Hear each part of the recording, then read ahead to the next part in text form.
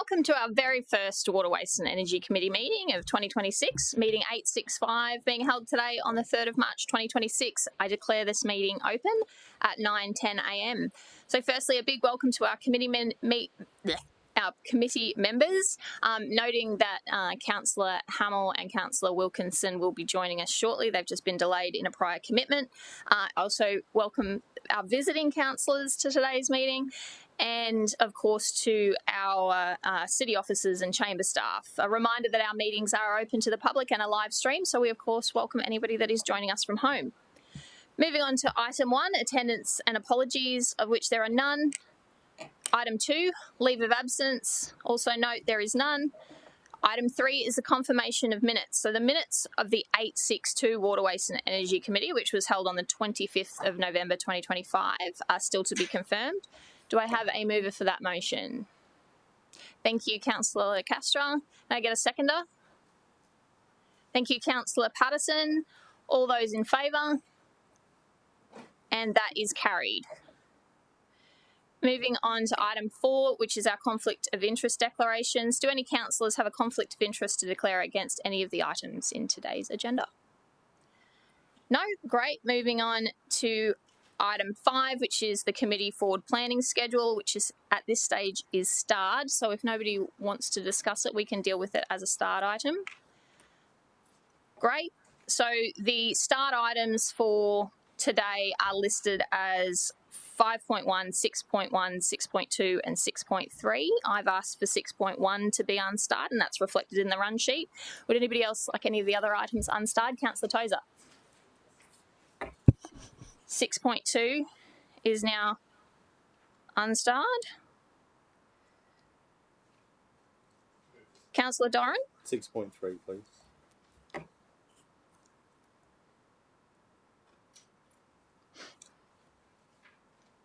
Okay, so that leaves us only with the forward planning schedule at 5.1. Do I have a mover for that one?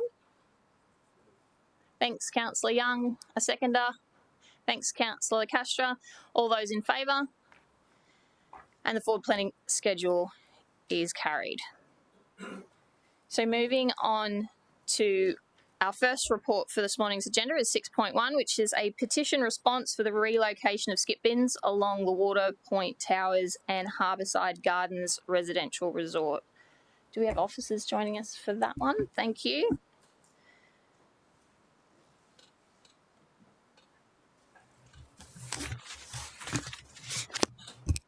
So thank you for the opportunity to unstar, and I just wanted to use it to highlight the extensiveness of this report and the detail that's been provided. So this is and has been an ongoing noise complaint request that dated back far prior to my appointment as councillor in 2023. I do understand the city has been dealing with complaints regarding this one for many, many years. I'd just like to highlight that the work that officers have done in really giving a robust response to the petitioners as to why the bins can't be reallocated, as well as providing the key timings, but importantly, the work that's gone into working collaboratively with the adjoining body corporate to propose and agree to some pretty novel ways to reduce the noise impact to the adjoining residents. So I just wanted to, as the area councillor that was responsible and involved in this petition, thank you so much for your work in that space and the collaborative effort. And yeah, is there anything you'd like to add to the committee? Or through the chair, if I can just echo your sentiments around the level of detail the team went to and the collaborative way they did it with both the body corporates of the property that was affected by the noise, but also where the noise was being generated from. Sometimes our customers reach out to us to assist them in dealing with an issue that, in essence, is something that's out of our control. It's really about what is happening on lot with the way that that customer manages their bins and their movement of their bins. But again, the team through Jeffrey Sumcat, our coordinator of waste collections, worked collaboratively with both those customers, came up with a solution that the customers will need to institute but to support them to do that. With what the Harbour Water Point Residences management have proposed, we're confident that will deliver the noise attenuation that's required around the movement. In essence, this one was really around the movement of the bins on lot to a point where we can pick them up. Thank you again. Yes, Councillor Doran. I have questions. Absolutely. Given that the city contractor is operating the heavy vehicles and bins are over the cobblestone surface that council effectively approved, what is the council's exposure? We approved through the waste management plan. What is the council's exposure in relation to any noise complaints via the Department of Environment? Through the chair, we have had environmental health officers from the city to look at that nuisance complaint under local laws. They're satisfied that it doesn't trigger a level that would mean action under those local laws. But the point is a powerful one in that sometimes when we are providing development approvals, even things that at the time may not necessarily look like they'll create problems later, aesthetically the cobblestones look great. But in reality, bulk bins are pushed by across those cobblestones by the management, the groundskeeper of those, and they create that noise. So I guess an unintended consequence of a decision of the developer and council sort of approving that development, that they can have some complications. So would that feedback for those unintended consequences you're outlining be provided to the planning team for future approvals? Through you, Madam Chair, we work closely with the planning team to look at particularly around the waste management plans for developments, as well as some of the details around those, particularly where those bins are being placed for servicing, but also placed for storage as well. Space is a premium in the city, obviously, and there's often a tension between a good and easy and safe servicing for waste with other competing elements of that lot. Just to through you, Chair, just to be clear, I'm just suggesting that perhaps that lesson learned would be provided before the approval gets in place for the waste management plan. That's all. My second question is, the report recommends council does not support the relocation, but quote supports the residents in their proactive approach unquote. What does that support actually look like in practice? And is there a commitment to a defined review point to assess whether it's been resolved? Like maybe in 6 months you can go back and check, or is this a matter of here's the solution sorted out and we're not going to come back again? Through you, Madam Chair, we will continue to work with these customers, as all of our customers that are having an issue with these types of things. In essence, the solution is changing the wheels on their bulk bins so that they can move across those cobblestones silently. The complication of those is those pneumatic wheels are larger, so the chutes that they go under will have to be adjusted. So those elements are in control of that property. So when it comes to making those arrangements for those wheels to be switched over, working with our contractor so that they call as they're arriving so that the groundsman there can push those bins out to where they need to be. We'll certainly do that. But there is that sort of ongoing request, I think, from the Harbourside Residential Resort to ensure that those wheels do go under and the amendments are made to make to deal with the noise that's being pushed there. But we will continue to work. We tend to, whether it's under our control or not, we tend to hear about it and get involved. That's the nature of our jobs. So maybe for those residents, they should come back to us if in, say, 6 months it hasn't been done. Through the chair, they can certainly come back to council, perhaps on a noise nuisance aspect.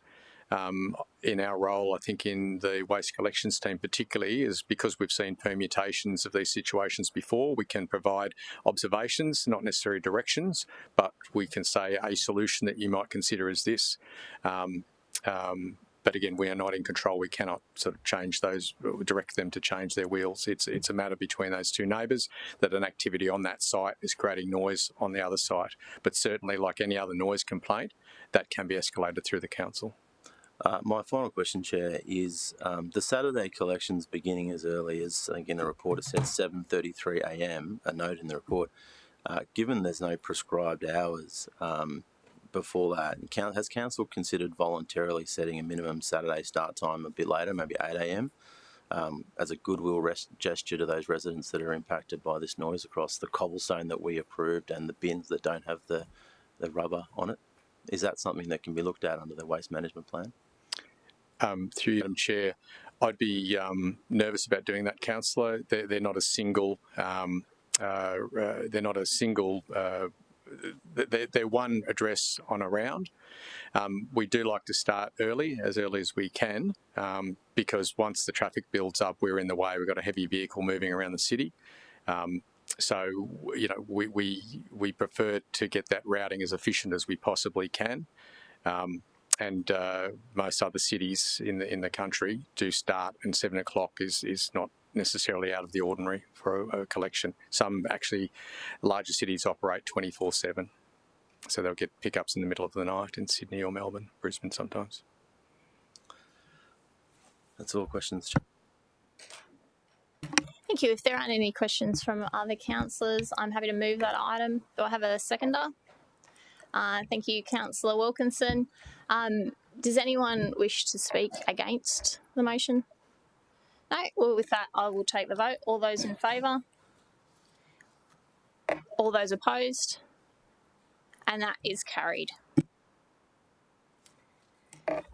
Thank you, Chris.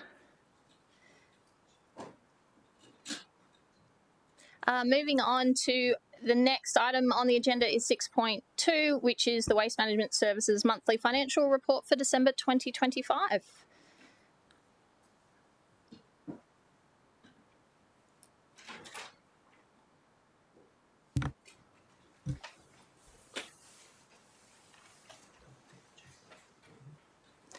Do any councillors have any questions with this report? Yes, Councillor Tozer. I just had a couple of requests, if that's all right. Absolutely. I'm on page 28 and page 29. On page 28 and 29, it talks about the contamination rates and presentation rates for the green organic bin. Mm-hmm.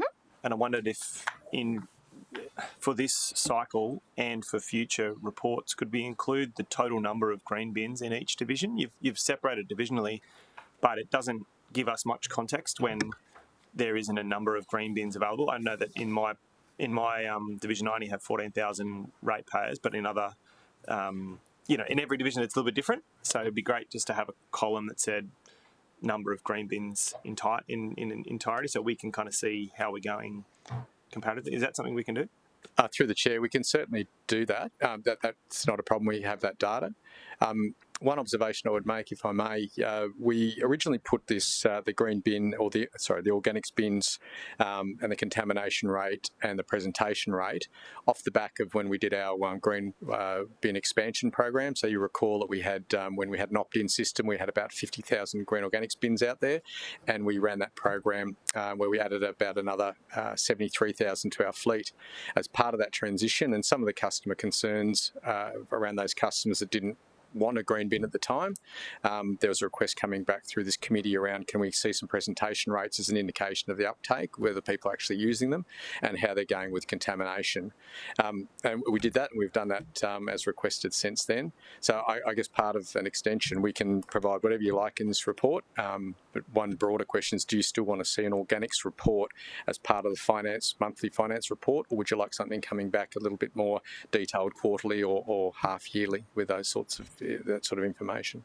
So I think my view is that this information should be presented on a regular basis, particularly in light of the report talking about a fairly large awareness campaign about contamination rates and using green waste appropriately.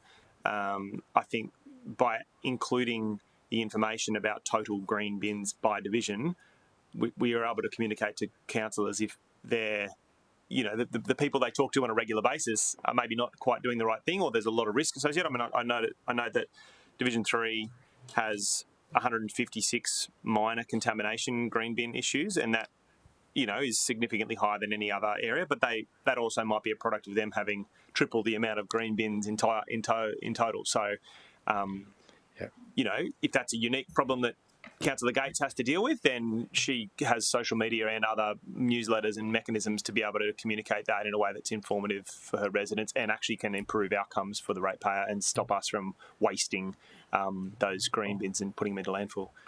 So I don't know. Just my request is that a column in the green bin contamination rates and a column in the green organic presentation rates include the total number of green bins in each of those divisions. If that's doable, that's through the chair. That is doable, and I understand we get some normalisation data there for you to understand what's going on in that division and communicate after that. Thanks. Councillor Patterson, and then Councillor Doran, and then Councillor Fowler. Just on that request, I'd be very interested to see that data as well. But in terms of where you were suggesting, I think it might make sense to pull this out of the services monthly financial report and have a quarterly report on the green bin rather than sticking this. That would be my take, but I'd be curious to know what you thought, because it's starting to kind of get down into specific kind of green contamination information rather than a financial report info. What I might suggest that I'll commit to is working with the officers over the next couple of weeks in the lead up to the next round of WWE and working out where it's best suited, and I'm happy to engage all councillors what the proposal of where it should sit, whether it does in fact belong in here or whether we need an independent report to support our knowledge of the organics specifically, and get feedback prior to the next round. So the only thing I'd say is that the reason I mentioned it today is I actually think it's helpful monthly, particularly considering we're going into an awareness campaign. So I would love a monthly report. It doesn't even have to be in a report. It can be via email. It can be a briefing note. It just has to be publicly accessible. So I'll leave that on the table. Yeah. So we'll determine probably the best place for it to sit in the best dissemination process, and I will check in with other councillors to see that they agree prior to next round of committees. Councillor Fowler. Oh, sorry. My apologies, Councillor Fowler, and then we're going to go to Councillor Doran. Thank you, Chair, and through you. Just on that matter, I found even when we do read the waste monthly financial report and then the water and waste, they really feel more like the actual whole business review rather than just a financial report. So like it's the waste commercial business unit report, because you do go into detail about deferral of projects or updates on beyond the finances. So that's just a consideration why you're having those conversations about how data is presented monthly. My question was just around the delivery and the maintenance of the garbage bins, and just wanted to know, are there any alternative plastic manufacturers or suppliers for the bins? Because we're expected to get that 15% price increase. Do we have to use the one? Is there other options to avoid that? Through the chair, my collections officers, I think, left the building, but my understanding is that we went to tender a couple of years back. There are two major bin manufacturers in the country. The Sulu won our contract. I think the challenge, though, is that the pallets they make those bins out of come from one source. Now, the local supplier of that source is no longer. So they are looking to import that material in, which is going to increase their base costs, which they want to pass through to the customer. And I think that's the root issue here, is the availability of those palletised plastic materials that go into their moulds to make the bins, whether it's Sulu or their competition. And just to follow up, Chair, do we expect there'll be a service impact of those delayed bin replacements? And with those deferrals, will we expect to see the costs crystallise later in the year? Through the chair, no, look, we've got enough inventory, and as does our supplier, Sulu, I don't think it will be at all noticeable to our customers. In terms of how we identify those bins, we have two ways of identifying damaged bins. We've got that fleet of about 550,000 bins of different configurations. Generally, our contractor sees those once a week or once a fortnight, and we ask our contractor to sort of hit the button as they lift that to say there's a crack or something's missing. The other method, which is really common in terms of our customer contact centre data, is that our customers call in whether the lid's broken or whatever, and we flip them as required, and we try and sweat those assets as much as we can for financial reasons. Obviously, we want them to be contained for public health reasons, but I don't anticipate that we'll see any issues with this change over the next few months. I will highlight, councillors, if I do see something, because you'll hear about it from your customers, so I want to keep ahead of the game on that one. Thank you. And one last one. I just wanted to ask the bin health check program. It's about to hit the divisions that haven't yet had the community engagement piece. Do we know when we'll get a schedule of those? Certainly. I wonder, Madam Chair, if I can bring Christy. Will be speaking to another paper shortly, but her team is leading that Lift the Lid program, which is proceeding really well. Particularly in terms of the customer feedback we're getting. We were concerned that if we were lifting the lids, we'd get a bit of customer aggression there. That's been pretty sparse, and we have had some pretty positive feedback on that one. But, Madam Chair, if I could hand over to Christy to take that question, if that's okay, please. Just through you, Madam Chair. So the next phase of the bin tagging program will start towards the end of March into April. If you want, we can give you a breakdown of the properties that are in your division, probably by next week, Councillor, if that's helpful. But we're revisiting the same properties. It's the second check as well. Sorry, Chair. My question was just about the attendance at community events and the community engagement. It said in the report that the divisions that haven't yet had them, which is 2, 3, 5, 8, 9, 12, 13 and 14, that they're happening between February and May this year. I was just wondering when we would have dates on those. Through you, Madam Chair, apologies. I can actually send you that post this meeting. The next one is actually the Helensvale Farmers Markets. Councillor Doran. Just following up on, I had a similar question with regards to the garbage bins, Chris. Is it Qenos? Is that how I say it? The group, the Qenos, is it Qenos? The suppliers of the pallets. How do I say it? I'm not sure of the pronunciation of that. So it's in the report and the name of the company is QENOS, has entered voluntary administration, which creates a single source supply risk to us for the garbage bins, and also notes an anticipated increase in 15% on costs. What's the city's contingency plan if they collapse entirely? And you noted that Sulo has supply at the moment, but has their contract been reviewed to look at alternate supplier provisions if that does go from voluntary to collapsing entirely? Through you, Madam Chair, we have regular contact with Sula to get a fix on this situation. I think if there is supply of those pallets, those materials, we're going to have a problem more widely than the Gold Coast. There's a big market here for those ones. It's a really difficult one for us in terms of sort of alternative suppliers, because it's not just about going to Sulu. If we go to the other manufacturer, we've got a similar issue. Oh, I guess that's the point, though, right? I'm noting it's a big problem. There's only a paragraph in the report, but I guess my question was, and I assume there is, but is there a contingency plan being worked on with regards to, I know Sulo gets that in for that product. It might be a Queensland or a wider problem, but focus really on the Gold Coast. Like, are we working on sort of what could happen if that does occur? Through you, Madam Chair, certainly that's something the team are thinking about and working and talking on. We don't have a hardcore contingency plan that I can put on the table today, but I can provide further information on how that's looking from day to day. It's just that, Chair, our question is just that it's being worked on and considered in the background so that when it comes, we have a plan in place so that the cost can be mitigated to ratepayers. That's why I'm raising it. The other question is the year-to-date recycling rate is 31.3%. It's tracking about 17% below the 48% annual target. Is the 48% target still realistic for 25-26, and if not, should it be revised? Through you, Madam Chair, we will not hit that. We are struggling to get anywhere near that at the moment. Again, you've sort of seen the programs, the different initiatives we've been running over the number of years to increase that. This is a Queensland-wide problem, and yes, we do need to revisit that target in our next operational plan for 26-27 to make it more realistic.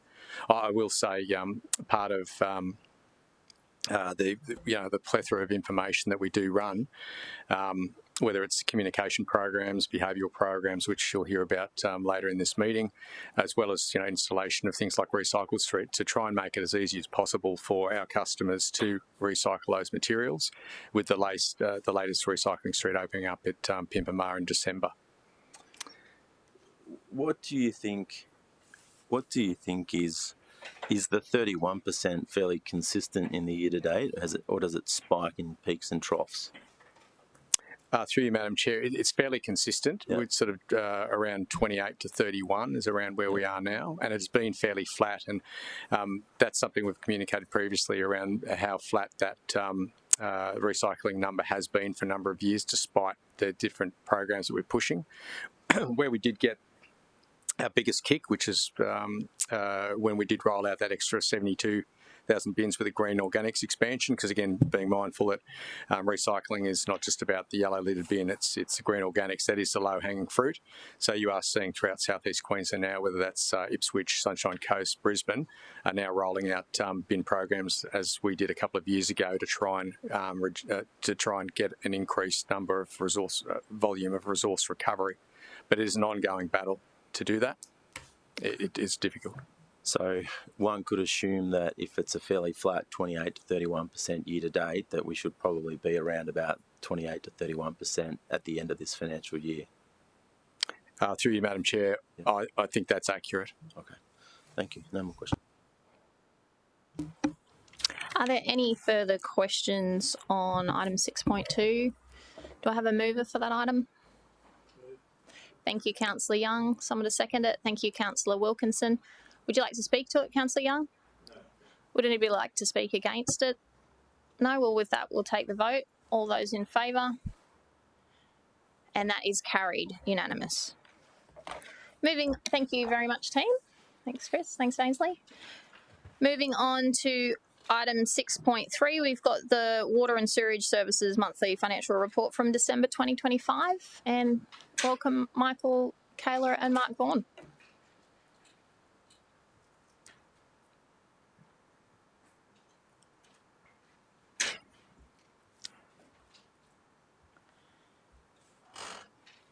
Questions for officers?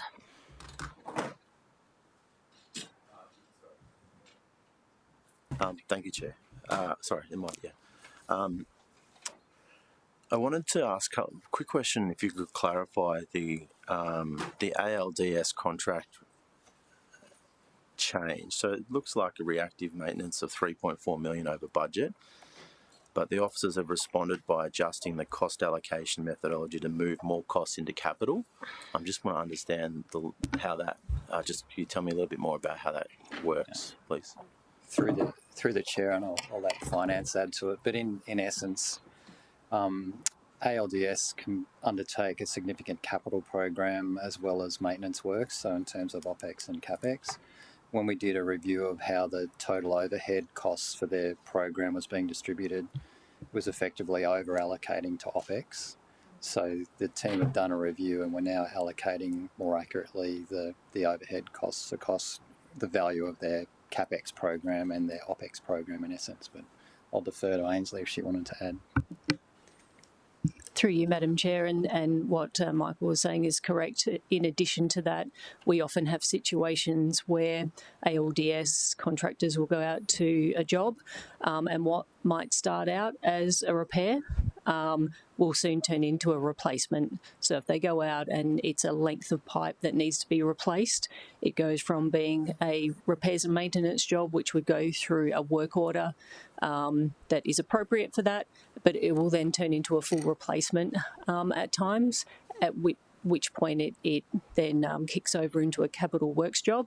And there's a process we go through to resettle the work order to make sure those costs land in the correct place. So just thank you. Just from a governance perspective, I assume this is the case, but I imagine that the actual works that have done that takes it from capital to OPEX is actually documented and available to see, because I just wanted to check that, Ainsley, because I just want to make sure it's genuine capitalisation and not sort of a movement to help the OPEX budget. Yeah. Through you, Madam Chair, absolutely, Councillor. As accountants and particularly for the CFO who signs off on our audited statements, we absolutely get a determination from our asset accounting team that it has flipped over and, according to the accounting standards, can be capitalised as capital works.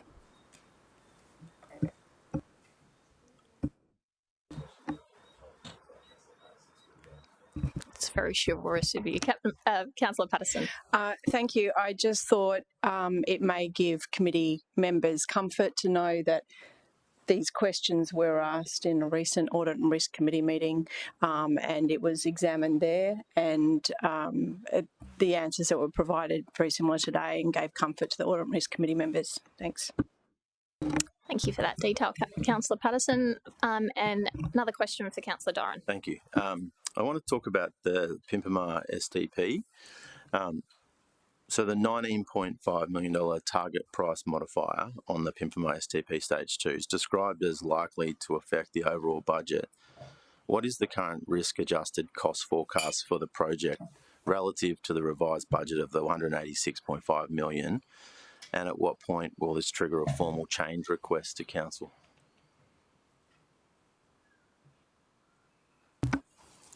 That question we might have to take on notice to get the specific variance. Email, is the email okay? Yeah, to everyone. I don't. If there are no further questions for item 6.3, can I grab a mover for that item? Thanks, Councillor Doran. Seconder, Councillor Young. Would you like to speak to it, Councillor Doran? Would anybody like to speak against it? No, we'll take the vote. All those in favour? And that one is carried unanimous. Thank you very much, team. Right. Next item is the final item on today's agenda, which is 6.4. We saved the best till last, bringing up Christy Otts. This one's a presentation on waste education and behaviour change 25-26 and our program progress. Thanks, officers.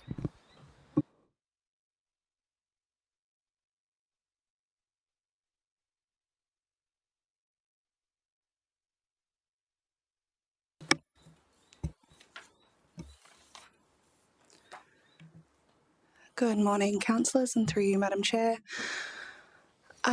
This presentation is to give you a brief recap of the education and communication campaigns that have been conducted so far this year and a look ahead. So some of these are not citywide, they're targeted to particular divisions. Others were only uptaken in certain divisions, so if you'd like further information, please let me know. Most of these are state government funded. We received quite a lot of state government funding for education and communication activities this year as part of their push to help local councils achieve state government reduction targets. The first project that you can see up there was the Let's Get It Sorted campaign. It was focused on high-rise buildings to help them recycle. High-rises have different challenges to single standalone households. We distributed large yellow carry bags for customers to fill up with their recyclables and take down to their waste management areas, magnets for their fridges with further information on it. We had posters in the waste management room. We had over 20,000 households elect to opt in for those education packs, and it was quite successful in reducing both the contamination in the yellow lid bin as well as the amount of recyclables we found in the general waste bin. The second program is the Lift the Lid Bin Health Check program. So that is moving into phase 2. Phase 1 started late last year. We targeted high contamination areas across the city, and it was effectively a bin tag that would tell customers whether or not they received a 1-star through to 5-star rating for the contaminations that were visible within their green organics bin. We did see a behaviour change after the first tag was issued, and the main contaminants were soft plastics and recyclable materials. Most of those recyclable materials are clear overflow from a full yellow bin, so that will inform our next tranche of service education. The outreach events, which Councillor Fowler referred to previously, we've completed phase 1 of those last year. We conducted events in Division 1, 7, 4, 6, 10 and 11. And next, phase 2 will move to Division 2, 4, 13 and 9. Any questions on that?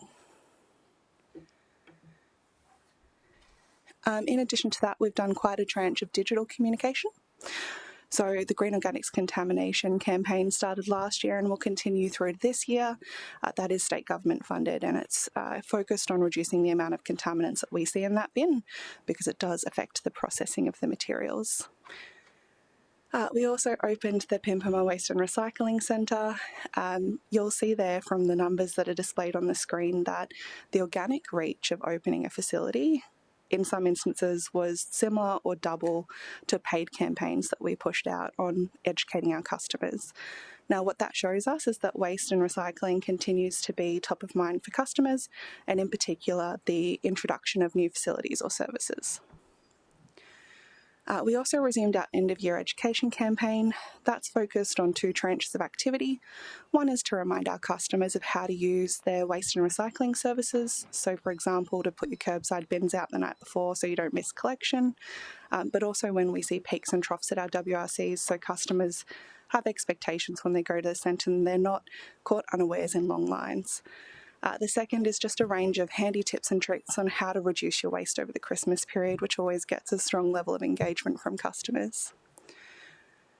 The last item there is the cost of waste messaging. That kicked off at last budget with scrim, flyers, media. At the moment, we've been in market for over 200 days in some variety, but mostly with on-site messaging. For the remainder of the financial year, there's 4 areas of focus. So in Division 4 and in Division 6, we're launching our second phase of the multi-unit dwelling food organics recycling trial. That is funded by state government. It's a longer trial than our Phase 1 activity, which took place in Division 6 and Division 10. It's still adjacent to our commercial food organics route, so there's minimal impact on our contractor. And this is also an opt-out service rather than an opt-in service. So once the building opts in, the customers actually have to let us know that they don't wish to participate in the trial. This will inform future service planning for food organics recovery from MUDs and help us understand the different barriers to customers using services. Waste service education. This is predominantly focused on increasing trust in the city's waste services. Any council waste services are impacted anytime there's a negative recycling story or some sort of media about material diversion not occurring. These videos will follow each of our curbside bins on their journey from the resident's household through to processing or end-of-life facilities. Gate fee preparation, the latest tranche of that, which is also cost of waste education, kicks off in April. And that will run through until August of this year. It's a tapered campaign, so it'll start with digital, it'll move into out of home, and then it'll taper off to on-site just to help with incidents of OVA. And then in addition to that, we've got our waste network changes. So that's focused on the facility changes in Springbrook and Nummaba. That's targeted messaging out to customers to let them know about the changes to the facilities near them. And that is all. Thank you so much, Christy. Are there any questions from councillors? Councillor Young. Chair. Thank you. About the lift the lid, just interested to know what kind of numbers we're talking about with that program. You talk about 19 suburbs visited and 238 resident interactions, but how many bins have been checked? That kind of number. Through you, Madam Chair, it's about 20% of the city. So I don't have the exact wheelie bin numbers for you, but I can take that on note and bring that back. So probably 60, 70,000, something like that. Roughly, yeah. And you're seeing some behavioural change. I just want to flesh this out because there's been some opposition or concern from the community I've seen on social media about this program because people think that their privacy has been invaded by virtue of someone lifting the lid and having a look inside and leaving a note. Obviously, the focus here is education, and you've checked about 70,000 bins, and there's been an improvement in behaviour between the first and the second assessments. Through you, Madam Chair, there has been. There's been a decrease in bad behaviour and a continuation of good behaviour. We learnt a lot from other councils. This is not a new program across Australia. These sorts of programs have been running for years. The concerns that you mention are why we're not auditing the general waste bin or the recycling bin. The green organics bin, it's very rare for it to contain personal information or anything that customers could be concerned, could be construed as spying. Yeah. So this is focused purely on education. Is there to be continuation of that program? Through you, Madam Chair, we can return to Council with the learnings of this one. What I will say is that it's not a low-cost program to provide, so we'll have to do some analysis on the behavioural change versus the potential cost of processing at the end, and make that decision. Previously, we had a state grant to support that. Through you, Madam Chair, yes, this program is funded. Is that expired now? It ends this financial year. Thank you. I go to the waste transfer station at Helensvale about 4 times a year, I suppose, and I always notice in the big bins an enormous amount of stuff that probably could be recycled. We've got great recycling facilities at the transfer station. I just see enormous amounts of cardboard and all sorts of other recyclable materials. Are we doing anything to promote the right activity there further, or like right at that tipping point? So through you, Madam Chair, it's not isolated to the WRCs either. Cardboard and paper is our #1 loss in our general waste bin for curbsides as well. Not only do the waste recycling operators on site try and gently guide customers to put things in the right section, but we also last year launched a platform called Recycle Right. It's an Australia-wide platform which allows customers to either search or take a photo of anything within their possession, and it shows them a range of in-home and out-of-home recycling facilities. We're just about to secure a 3-year extension to funding from the state government for that program, so we are trying to assist customers in doing the right thing. However, there's only so much intervention we can do on site that's safe. Through you, Madam Chair, just to add to that one, Councillor, that's a continuing problem we've got at the WRCs. So if you take Helensvale for an example, we've invested all that money in Recycling Street to make it really obvious where things go. If you arrive at the guardhouse there at the gate, the officer there will ask you what you've got and direct you to go. Yeah. And then we have those roaming officers around providing guidance, and sometimes more than guidance. This is where OVA flares up a bit. Don't tell me what to do. Yeah, for sure. So there's a genuine behaviour and a convenience preference with a lot of people. I mean, I'd say the majority of people do follow and take advantage of the recycle facilities that we've got there. But there is still a pretty large cohort that will prefer to go for convenience. I just want to throw it in one bin and get out of here, as opposed to going through and doing what we'd like to get those recovery rates up. Have we looked at the use of AI to assist us evaluate what people are throwing away? Like to monitor it? Through you, Madam Chair, we do audits of not only our sort of mobile bin fleet, so the wheelie bins and those, as well as what's coming out of those bulk bins. So we've got that data that we know what's going into those bins, and therefore what programs we can target to see if we can divert some of that material. See, I'm really questioning the $5 gate entrance fee, Chair. I just don't think it's the right solution. I think we should be penalising people who don't do the right thing by dumping stuff in the bins that really easily can be recycled. And I don't think we're going to hit the target with the $5 fee. Have you got a question, Councillor Young? Do you agree with me? Is my question. I just want to stick to the community programs, which is the item on discussion today. And so if that's it for questions for officers on that item, I'll check with other councillors. Councillor Tozer. So 2 questions, one related to the outreach events piece. Is there a way we can, like councillors, can recommend like events that you could be present at in our divisions? Or is that something you guys do exclusive of councillors? Through you, Madam Chair, one of my officers reached out to councillors last year just to understand if there are any preferences. We've also gone back when we've had suggestions from events themselves. We've got 2 coming up in your area, Councillor Tozer. Okay, cool. But we're willing to take suggestions if anyone would like to email them. Yeah, I mean, obviously I appreciate there has to be kind of a threshold for the amount of people that turn up, but we've got a street party that attracts between 4,000 and 5,000 people, and the Muddy Bus show's got 30,000, 40,000 people. So part 2 is, I actually just wanted to ask a question about this contamination piece. It said that plastic, I don't know if it was on that slide, maybe the slide before, it's plastic and recyclables that are the main thing that contaminate. Is there any restriction on other organic matter that gets put into the green bin? Is that an issue?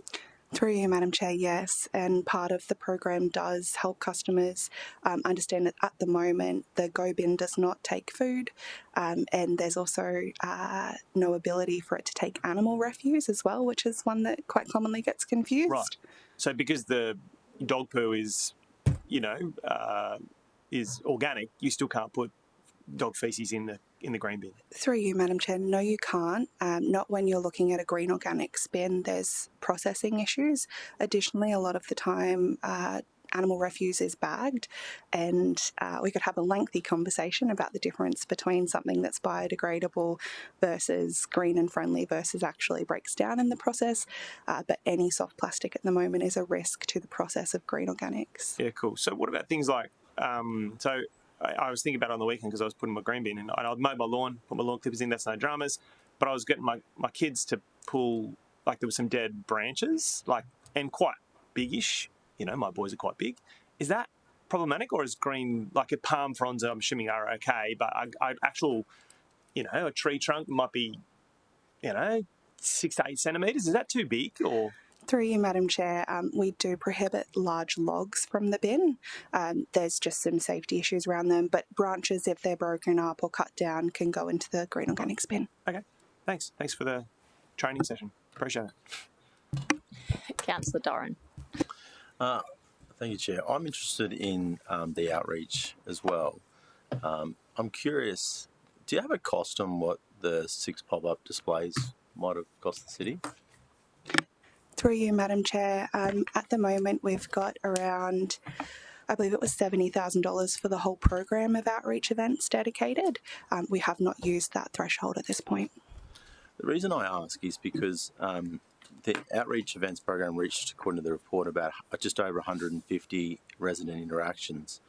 And so I'm curious about the cost for interaction. And I'm wondering, I haven't seen a lot of collateral coming to me as a resident about how we separate recycling from landfill, and noting that the percentage that I indicated earlier, that was 17% below, tracking 17 points below our annual target. So my question is, have the city officers considered whether or not you've got the current channel mix right in reaching the right demographics?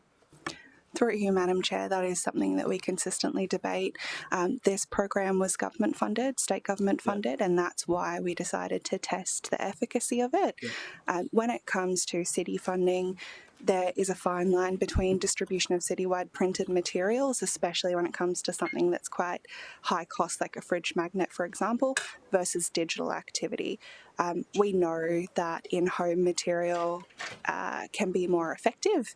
It's just about whether or not that cost is feasible at the time. Yeah, Chrissy, I guess the crux of my question is that Chris earlier indicated that the percentage of our recycling is pretty flat. You didn't give me a number of years, Chris, but you said a couple of years now at 31%. Yet our target's at 48%. We're employing a gate fee to essentially look to seek behaviour change. But from a personal preference, I think that I would prefer, there is a question here, I would prefer an education, which we are doing here, rather than a punitive change mechanism. And it seems to me that this has been a fairly consistent way in which we've communicated with the public. And I'm wondering if there's been any other thoughts as to how we can look to change behaviour through different channels and reaching different demographics, because it feels like we're doing the same thing and getting the same results. Through you, Madam Chair, a couple of comments, Councillor Don. This is a real challenge for the entire industry. It's not certainly just council that communicates, so you'll see state government communication campaigns pretty widely at the moment. You'll see industry ones. There's a plethora, and they are consistent. There are sort of different quirks in terms of recycling, but the core message is the same. A portfolio approach is the approach of choice. So there is that mix of education, there is that mix of how we communicate, whether that's social media, whether that's information on the bins, whether it's lift the lid programs, but also those personal instructions when people do visit those WRCs. And the gate fees around if you bring recycling and you don't get charged for it is just one of many approaches we want to take to this. I just don't think there's a silver bullet. I attend the General Manager's sessions pretty regularly of South East Queensland, and that is one of the things that we will see coming up in the South East Queensland waste plan, that continuation of communication and a number of other infrastructure solutions to getting that recycling level up, including sort of organic processing, new materials recycling facilities like the ones being built at Browns Plains at the moment. But it is just no silver bullet. We sort of use that portfolio approach to push this. So, just through you, Madam Chair, in addition to your original question, Councillor Duran, I can recirculate the last 10 years of education and communication that Waste has undertaken with the community. It's ranged from in-school programs through to out-of-home, through to in-home, through to digital, through to print. Some years our budget was over $1 million for education. It was quite significant. What I will say is that about 3 years ago, we costed the concept of delivering those yellow bags to every customer with a wheelie curbside bin. Just the development of those bags, not the distribution, was over $1 million. So when we say we have to analyse the cost versus the efficacy, that's what we mean. Yeah, so I thank you, Chris and Chrissy. I think that to pick up on what you said, Chris, I'm not suggesting that I have a silver bullet or there's a silver bullet, but are we looking for it? Can you give us some confidence that we're looking outside the recycling bin for new ideas as to how we can change some of the behaviour outside of punitive measures? Through you, Madam Chair, yes, we are. And again, we network really heavily with our colleagues and other councils and with the state government to look at these sorts of programs. I think the other point to make is it's not necessarily around just simple people's behaviour. We certainly can't blame this on community and individual behaviours of our community. It goes right up the supply chain. So in terms of packaging, packaging's getting more complicated at times. So they're certainly not just cardboard boxes you can recycle, or these laminated materials that make things a problem. Product stewardship's a big element as well, in that producers produce products that are disposable, made out of materials that we can't recycle. So there's a supply chain issue there as well. So I guess I'd just like to highlight that while we do need to focus on what people do have control of doing, there's a broader sort of environment out there that they are operating in, which sometimes makes things pretty difficult. So would you say that, sorry, last question, I can see Councillor Patterson's eager to get involved. Last question. Do you think that, is the main issue what goes into the yellow bin versus the green bin? Is that where the core issue is in terms of if that was addressed or corrected, would that be the main thing that could increase our rate from 31 to 48, or is it somewhere else where the opportunity lies to get that rate up? So through you, Madam Chair, you've just asked probably the most complex question of waste management, Councillor Duran. I think there's twofold issues if I had to simplify it. One is the principle of actually reducing waste. So it's not that we're trying to take things out of the red-lidded bin, we're actually trying to reduce what customers have that can go in the red-lidded bin. That is a very long-term target that involves multiple levels of advocacy. Supply chain things as well, exactly. Chris was talking about. But when we look at our own backyard and we try and make things a bit simpler, it's about introducing new services. So how do you, for example, introduce mattress recycling instead of mattress landfill? How do you introduce expanded e-waste? All of those things that say to customers, okay, at some point you can't avoid a purchase. How do we help you recycle the previous material? So it's not actually the bins, what's presented in the bins as the main issue. Through you, Madam Chair, the opportunity in the bins in terms of what we can recover, part education. So as I said, cardboard and paper is the number one loss to the general waste bin. And then secondly will be when we move to a food organic service of some kind, because that is still quite a large component of our general waste bin. Okay. And Madam Chair, if I can add to that from a WRC point of view, there are streams in there that we can divert. One of the dilemmas that we do face is how much that costs. So, for example, if we're talking about mattress programs, there are companies, there are social enterprises that can actually recover mattresses, the steel, and use the other materials from that for beneficial reuse. The challenge with that is that costs. So whether our customers are prepared to pay to drop off a mattress, for example, to have that diverted away from our landfills, which would be a good thing. But other things, some of our hard waste, there are, for example, firms in Brisbane that can take sort of furniture and timber and those sorts of things to make fuel that is used in place of coal in cement kilns and these sorts of things. We do need to get that up to them. So in terms of the costs of actually diverting, there is a cost barrier there as well. So we can get increased resource recovery, but at a price. And obviously that price then gets passed on to our ratepayers. So we are trying to get that balance right to get the low-hanging fruit. And at the moment it is organics. Green organics has been the low-hanging fruit. But we will need to move up that chain in the sort of coming months and years. And there will be a cost associated with that recovery. Just a follow-up on a couple of questions raised by both Councillor Young and Councillor Doran with regard to the rates of waste being placed in the incorrect spaces. So, for example, at WRCs, when recyclable waste is placed into the general waste area, you said that we have some figures on, and we have been presented those figures before. Could you please let the committee know the volume or the percentage of waste that could be recycled that is currently going into general waste at our WRCs? Through you, Madam Chair, it's 53.6%. Okay, great. And then on the notion of the best ways to try to influence behavioural change, we have asked the public that through consultation before. What options were they provided as the best way to motivate them to recycle more? And then what were the results of those consultation pieces? Through you, Madam Chair, when it came to what they actually wanted to see in terms of how they would improve their recycling, the focus was on new services.